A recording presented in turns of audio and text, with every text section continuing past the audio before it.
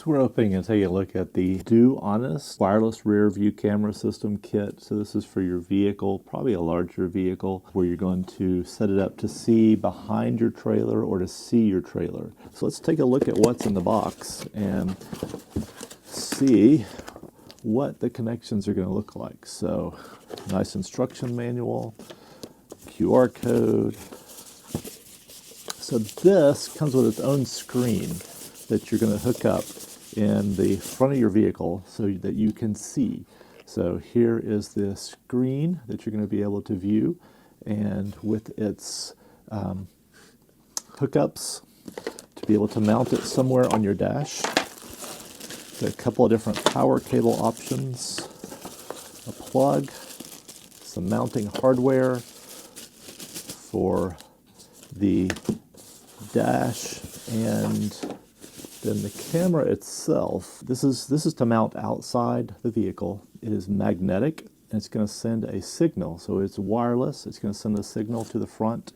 Let's hook it up here and see if we can take a look at how it works. So I just mounted the camera base here. It's magnetic, strongly magnetic. Like, it's hard to move it off of this. I can't really lift it up. It is that strong. So it's also solar panel here on top. And then its antenna is to connect to the antenna up front with the screen. So this is adjustable. I tightened it in place, but I can angle it down more if I need to here. It is also pre-charged, so I had it plugged in inside. You probably do want to charge it before you put it out. So it should charge itself back up by solar, but that's probably going to be limited in some sense. All right, so here I'm in the car, and it's already showing me the view behind. You can see the camera back there that I had set up, the tripod. So all I did, I haven't mounted this yet. It has a couple different mounting options for your dash or your windshield. So I plugged it in right here, and then that's a red power button on. And so when you turn it on, then it automatically had the image. I didn't know. So I didn't turn on the camera in the back. It does have a power button. I didn't need to. Evidently the signal connected it, so it has the ability to detect that even if it's not on and to be in operational mode. I am going to adjust it down just a tad because that's really the big thing, is I want to see so I'm not running over any small objects or people behind me. So that is the view that you're getting here.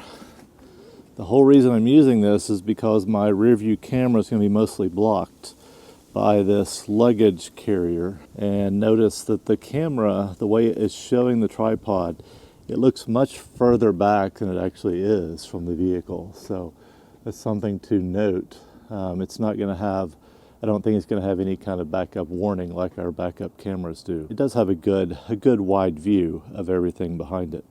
So I took a series of videos here with my phone, just showing you what you get on the camera in terms of clarity.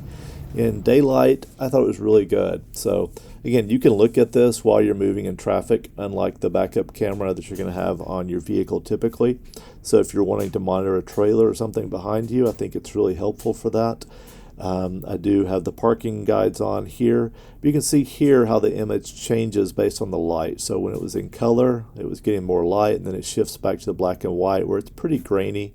Here again, back to a better lit situation and pretty good image here. You can click the button here on top to remove the parking guides, but a good sharp image. And then we're going to go back to a couple of darker images here where you can tell a big difference just in terms of what you can see, and a little bit more difficult here to make things out. So I hope this is helpful if you're looking into this. Thanks for watching.